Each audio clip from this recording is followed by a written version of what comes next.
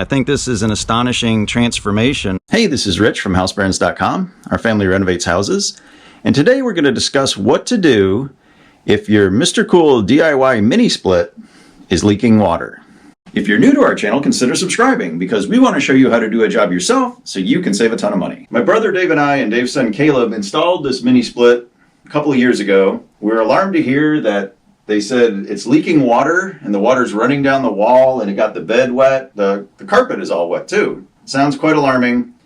There's a couple of possible solutions to this. Number one, the drain line could be clogged. And number two, the condenser coils might be really dirty and it's causing the whole unit not to operate properly.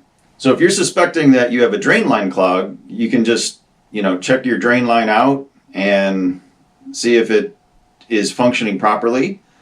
And if it is, then maybe you're having the same problem we are, which is that the condenser coils for this unit are filthy. There's an indoor unit and an outdoor unit. The condenser coils are located in the outdoor unit. Let's go check it out. Let's first look at an AC unit that has been cleaned and maintained properly.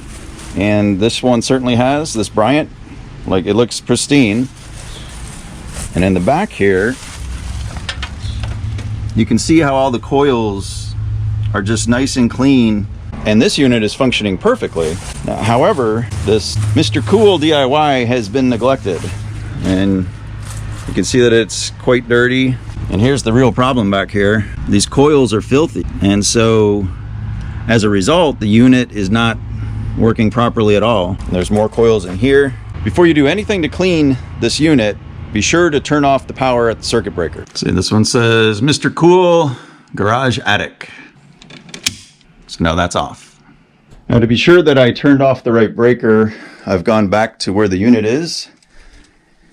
And I'm going to turn the power on. And so nothing's happening, which confirms that we got the right breaker and the power is off. To get to your condenser coils, there's going to be a couple of access panels. So this one had 4 screws in it, and I just removed those. The side one also has 4 screws.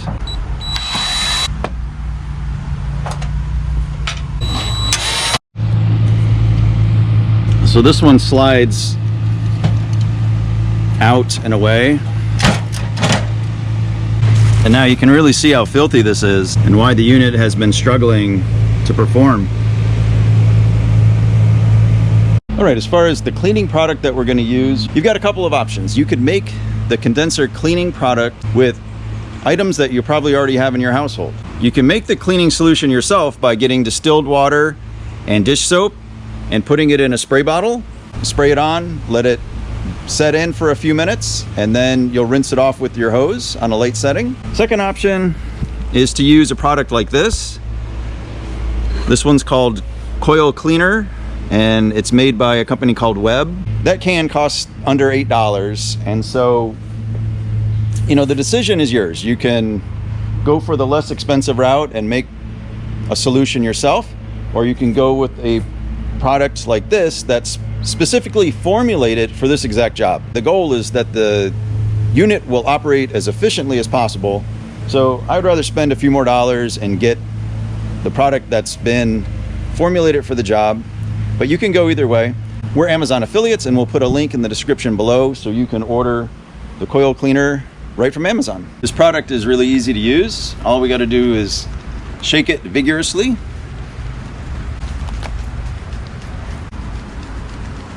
Now we'll spray it liberally on all the condenser fins.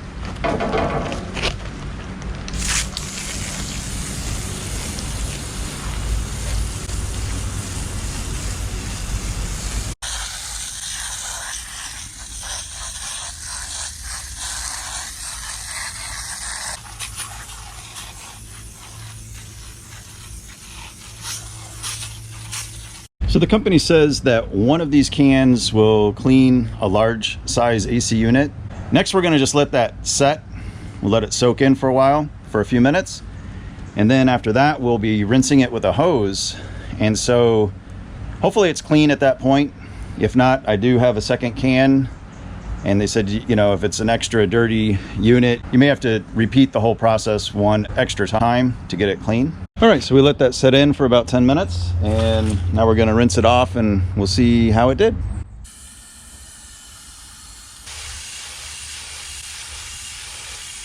We have this on a shower setting, and you don't want to blast it like with the most force because you can bend the fins, but the shower setting seems to be doing a nice job with it.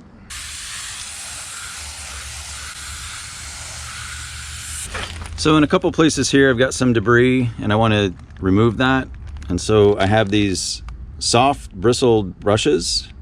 This tip is so incredibly soft, it's not doing any damage to the fins.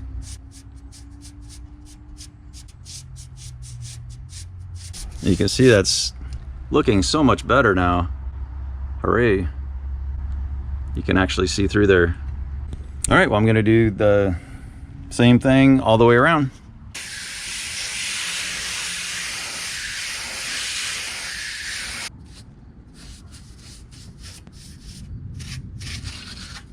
Well, when I saw how dirty that was, quite honestly, I thought I was gonna definitely have to do a second cleaning, but this product worked amazingly well. And I think this is an astonishing transformation from how it looked before. You know, the fins are black, so it's kind of hard to see. Hopefully you'll be able to see that there's no debris left and the fins are completely clean. Yeah, so I'm really jazzed. I was gonna just do the, the dish soap method, but now I'm really glad I took the time to go to the store and pick up that product because it really did an amazing job. So a couple of notes. The manufacturer of that product says you're best to clean your AC unit twice a year. So they just said, do it in the spring and the fall.